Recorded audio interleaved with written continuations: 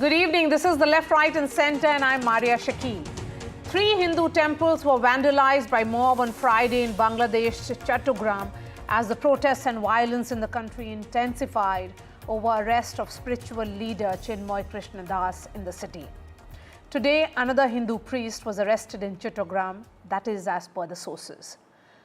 Sources also say that arrested priest was identified as Shyam Das Prabhu, and he had reportedly gone to meet Chinmoy Krishna in jail. He was arrested without any official warrant, is what sources say, adding that the practice allows authorities to detain someone and release them later. The atrocities against Hindu minorities in Bangladesh and images of the Indian flag being disrespected has created a tense atmosphere between the two neighbors. There has been a string of incidents of desecration and damage to Hindu temples and deities in Bangladesh since the fall of the Sheikh Hasina-led Awami League government in August. Over 200 temples have been targeted as per reports. And the arrest of the Hindu monk Chinmoy Krishna for sedition has only added fuel to the fire. Chinmoy Das's arrest has triggered massive protests from the Hindu community and has led to clashes with security personnel. ISKCON has also been targeted with a petition in the High Court demanding its ban. The Bangladesh government has called it a religious fundamentalist organization. However, the court has declined to ban this global organization. Noting the increased incidents of violence against the minorities, the Indian government has said that it was the responsibility of the Muhammad Yunus-led interim government to protect the life and liberty of Hindus in Bangladesh. The RSS also made a statement today condemning the attacks on temples and Hindus and has said that Bangladesh government was being a mute spectator. The RSS also urged the Indian government to continue its efforts to stop the atrocities on Hindus in Bangladesh. Remember, Hindus, in fact, they form approximately 8% of Bangladesh's 170 million people. So what next in this back and forth which is happening, and particularly what is the need of the hour? Now, let me bring in my guest, Veena Sikri, a former Indian High Commissioner to Bangladesh. We also have Yudhishthir Govindadas, who is the Country Director of Communications of ISKCON India. And we have Professor Geeta Bhatt, political analyst. We'll be also joined by Aam Aadmi Party's Anmol Panwar in just a bit. Veena Sikri, you know, the attacks on temples is continuing. The government of India's stand is clear. They have sent a strong message. What next or what more should be done? Well, I think that there is going to be a lot more to be done. But the first point is that the government of Bangladesh, the interim government of Bangladesh, must recognize what is happening, must accept what is happening. Right now, they are in complete denial of the situation. They're not talking about the attacks on the Hindus at all. They're not talking about the desecration of the temples at all. They're not talking about the fact that Chinmoy Krishna was arrested when he was leading a rally which has made an 8-point demand from the Hindu community to the interim government. Very simple points like law for protection of minorities, ministry for protection of minorities, arrests of those who have been preaching violence and practicing violence and have unleashed atrocities on the Hindus, and justice for the group.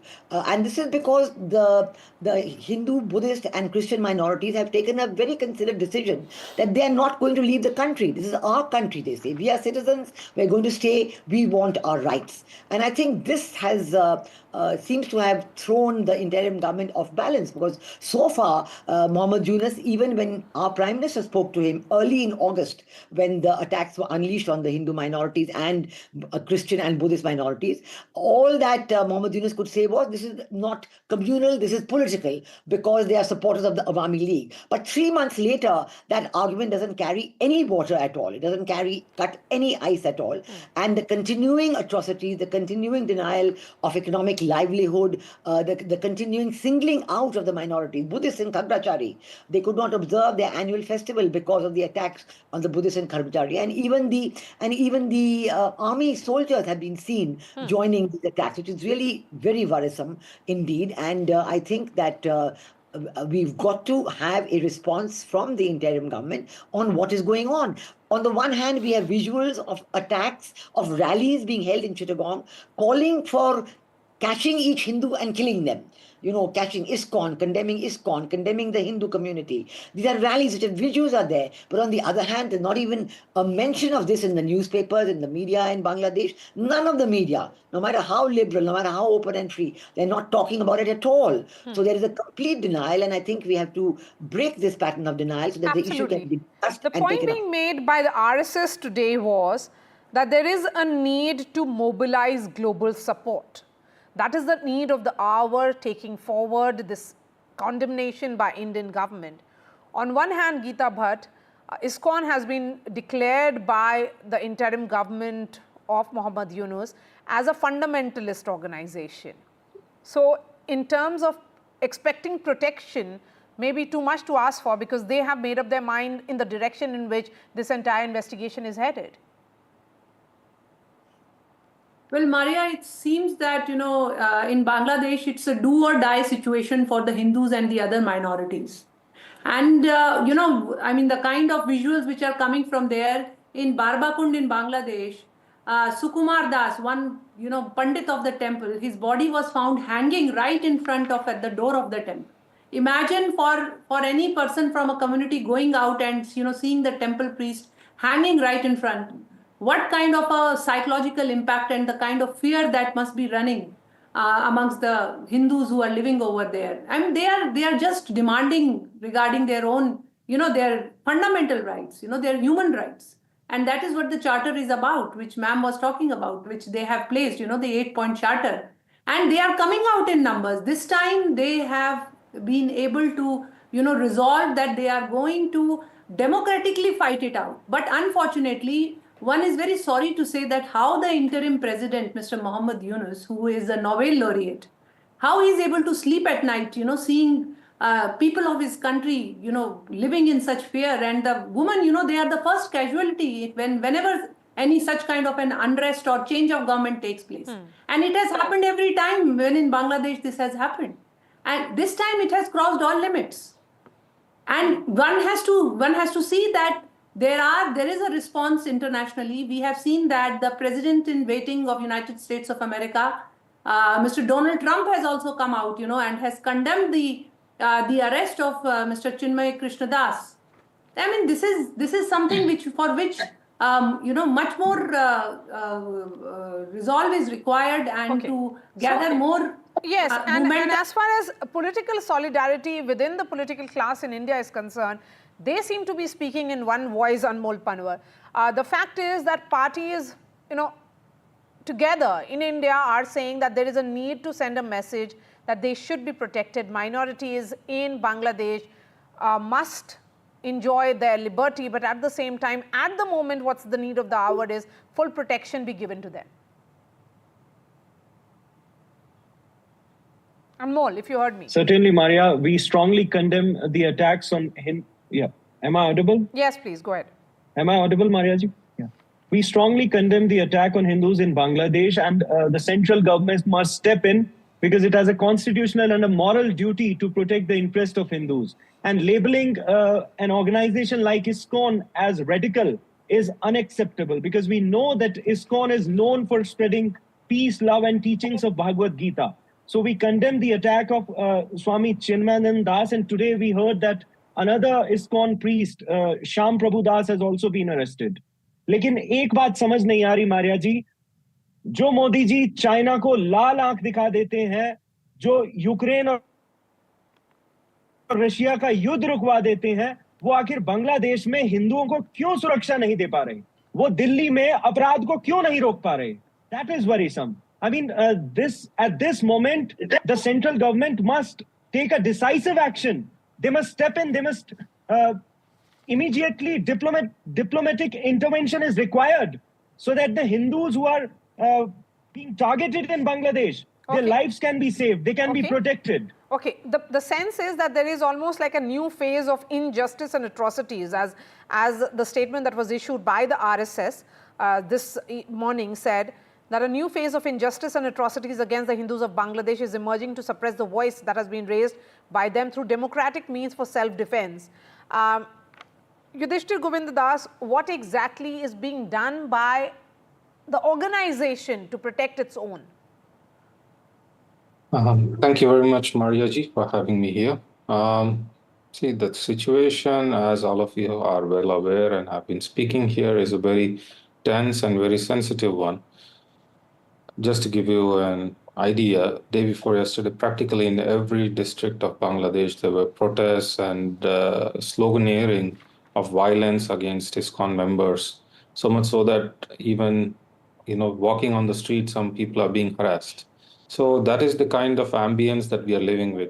And yesterday we had one of our temple vandalized in Bhairav, where furniture and different temple paraphernalia were broken apart. Luckily, none of the devotees got injured.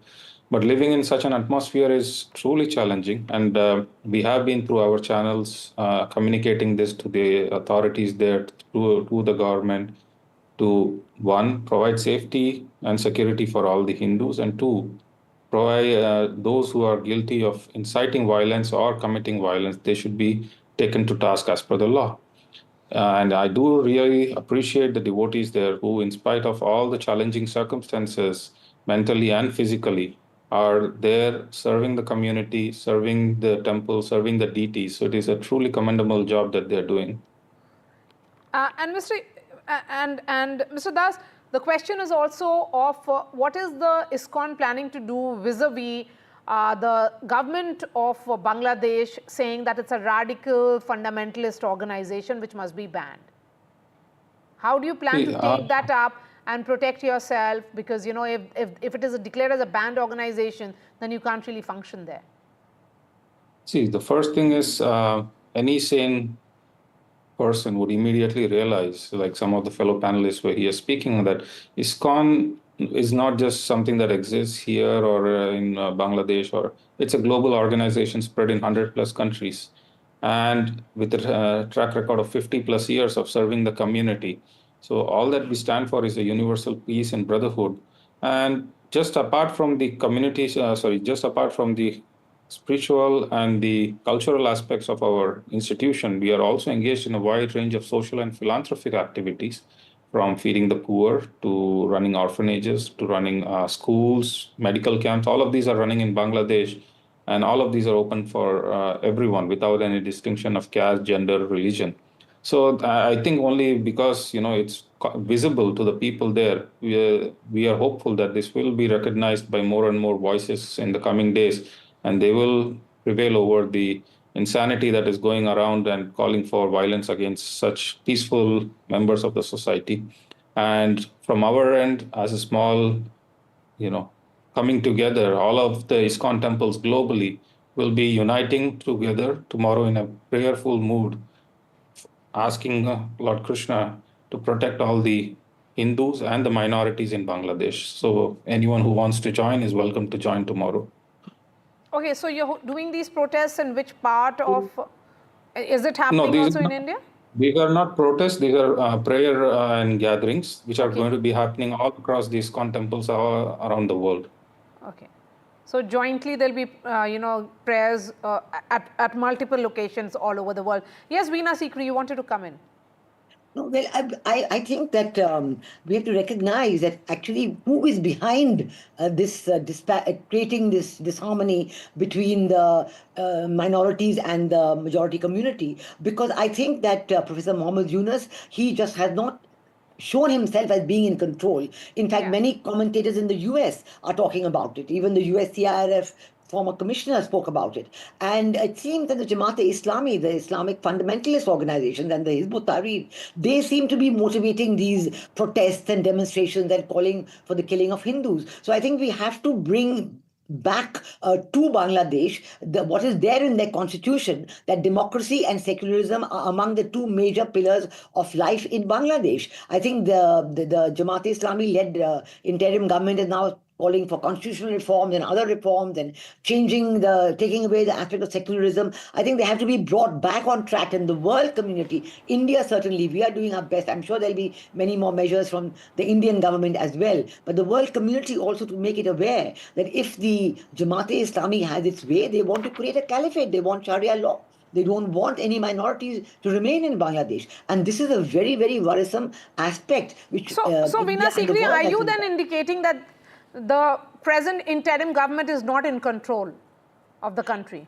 Well, the chief advisor, Professor Muhammad Yunus, no, I don't think so. And actually, they're members of these Islamic organizations who are in the interim government. You know, the head of the Hifazat-e-Islam is there, Mahfoud Alam, who is special assistant to the chief advisor, but he's also a member of Hizb ut-Tahrir, according to all accounts given. He is also there as an advisor in the government. So actually, while the interim government is supposed to be only a 90-day government to have free and fair elections, and then the elected government can do whatever reforms they want, depending on their electoral positions. As against that, we have a situation where this interim government is calling for reforms and calling for committees and commissions and so on, and not talking about elections at all. And not even talking about the deteriorating law and order situation. Because the first task of this government is to maintain law and order and then to hold the elections. And our government, in our note on this subject, said clearly that it is the primary responsibility of the Bangladesh government to maintain the law and order and to look after the welfare of their citizens.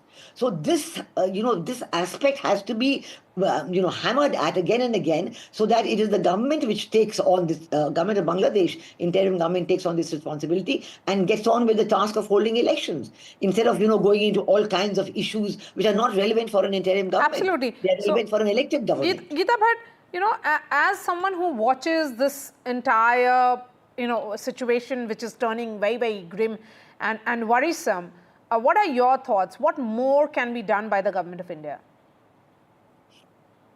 Well, Maria, the External Affairs Minister has already, stated in the Parliament and also has communicated to the counterparts in Bangladesh that, as Veena ma'am was saying, that the government has to, it is their responsibility to ensure the life and liberty of all the citizens equally of their country.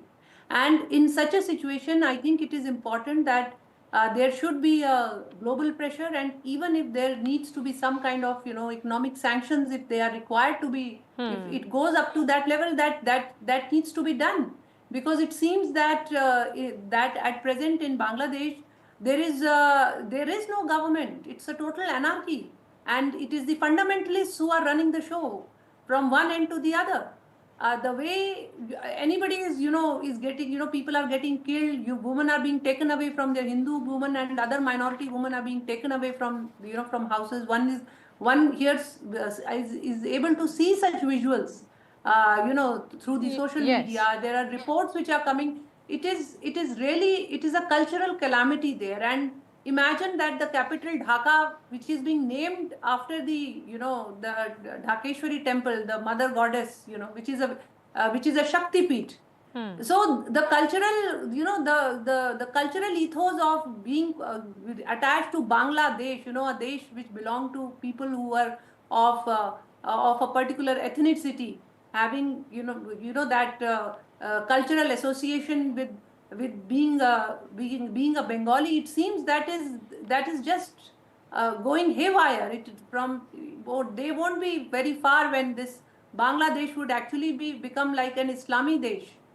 It is really so worse. So it is important that international pressure should also be mounted, and all the international organizations, they should also come out in putting whatever sanctions are required to build pressure on the government if the government is not acting that way. All right. Thank you so much for joining us, Professor Geeta Bhatt, Yudhishthir Govindas, Veena Sikri and Anmol Panwar.